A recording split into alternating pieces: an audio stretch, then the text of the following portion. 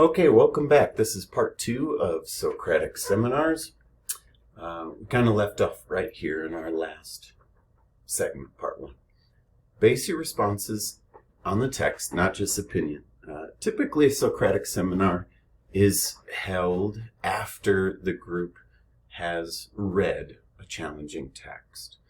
And the discussion is going to be focused on themes or arguments within or about the text in question.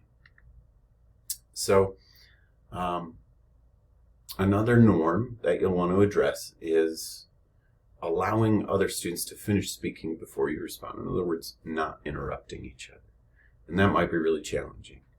We'll go over some tools that you can employ to kind of scaffold them towards a more civil conversation. Active listening is another skill that students are going to be practicing as they gain fluency with this medium. Students will learn how to track the speaker and how to respond thoughtfully to ideas that are presented to them. When they disagree, and they certainly will, you hope they will, how do we do it in a way that's respectful and academic? How do we invite challenge within these discussions without aggression? Strive for equity of voice. We all know those 5-6 kids in any one class who want to dominate the conversation. We certainly want to hear from them, but we want to hear from everyone. So you have to teach them how to make space for each other and how to invite each other into the conversation. You need to find ways to scaffold for students who might be more reluctant to speak publicly. Another norm of a Socratic seminar is to aim for depth over speed. Think about your middle school students and how quickly they want to respond sometimes, and how their mouth can get out in front of their brain in some cases. And in a Socratic seminar, you want to instill in your students a respect for the pause. Let moments land. Allow for some processing time before we respond or move on. So there's 3 formats I want to cover with you. And the first one is probably the most common. Maybe you're already familiar with this. It's just like a round table discussion. All participants will sit in a circle or around a table, and they'll equally engage in a whole group discussion. Every student is expected to contribute, question, and respond as part of this process of shared inquiry. Best use cases for a round table are when you have a small class size. Ideally, 15 students or so would be a great number. When all students have a similar level of preparedness, I always make sure that they know that, we're going to have our Socratic seminar tomorrow. Today's your research day. It's the day to prep your arguments, to fill out your handouts in advance. And sometimes if you have a class that's quite dedicated and respects the norms, you can have a big round table. It's ideal for discussions involving literature, shared readings, philosophical, controversial, timely topics, anything where engagement and excitement is high. Some best practices when using a roundtable format: you want to set clear expectations for those discussion norms, like active listening and referring to the text, well in advance. Practice them.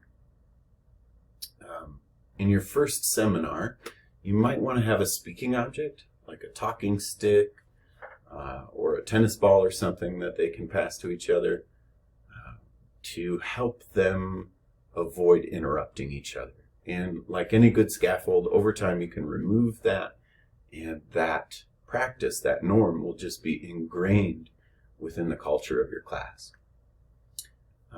Students at the start of the year, if they're new to the Socratic seminar, They need help with the formal process of using logic in their arguments. You got to provide them with some stems, sentence starters, question starters in advance.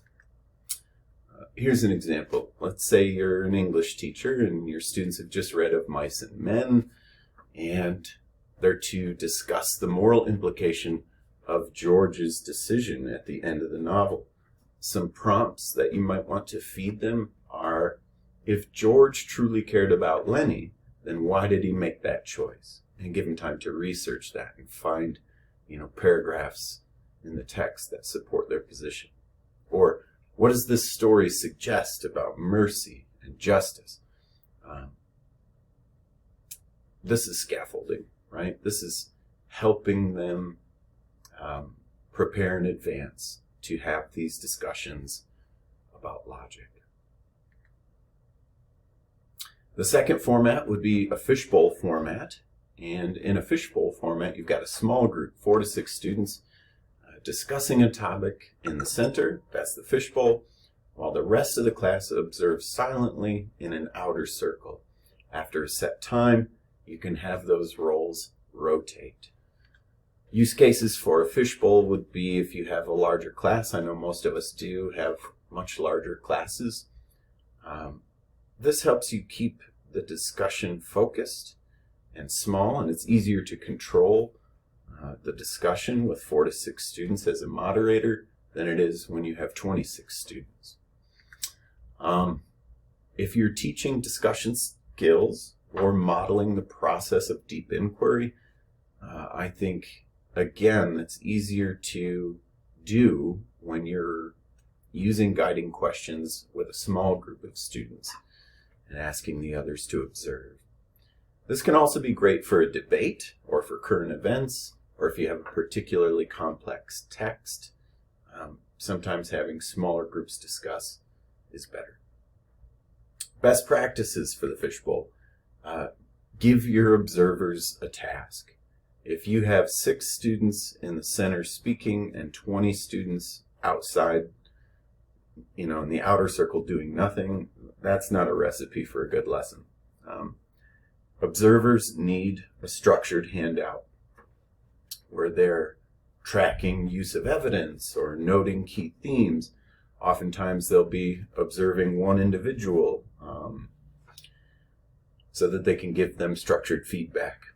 And then rotate your students through the fishbowl so everybody has a chance to participate. For example, with the George and Lenny thing, you might have the first group talk about George's decision, and then the second group talk about key themes, or, there's a number of ways to do that.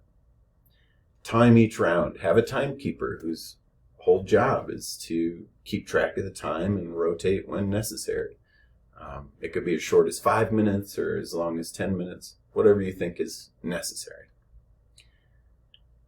It's really important after a Socratic seminar like this to debrief. Give the observers a chance to provide that peer-to-peer feedback on what was working in their segment, what could they improve as a class or as an individual, what could someone improve on. Students want to hear from each other, and this is a great opportunity for that. So for example, maybe your class just read 1984 and you want to have a Socratic seminar on the ethics of surveillance within that novel.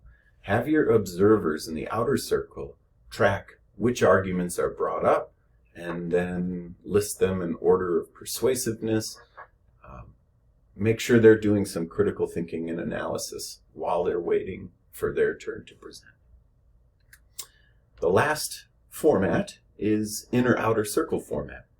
You've got 2 concentric circles. The inner circle, they're having the discussion with each other, while the outer circle listens and takes notes. This is my favorite. I love this one.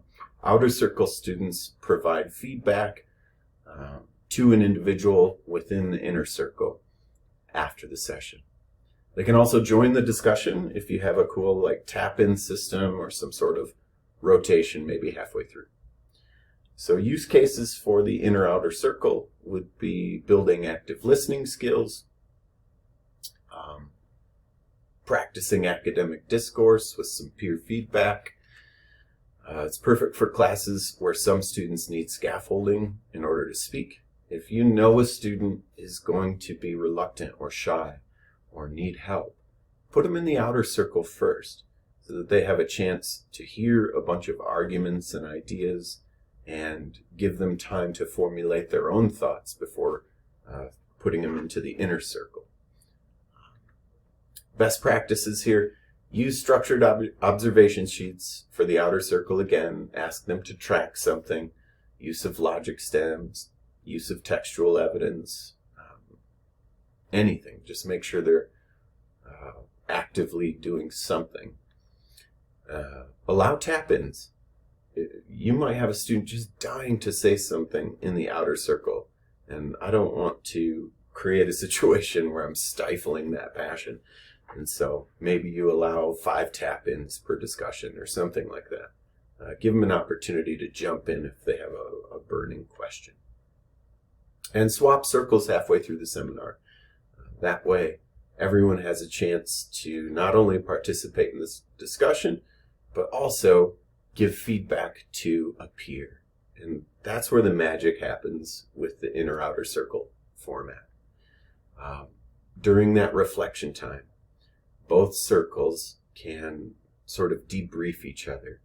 And I would always assign student pairs, one on the inner circle, one on the outer circle.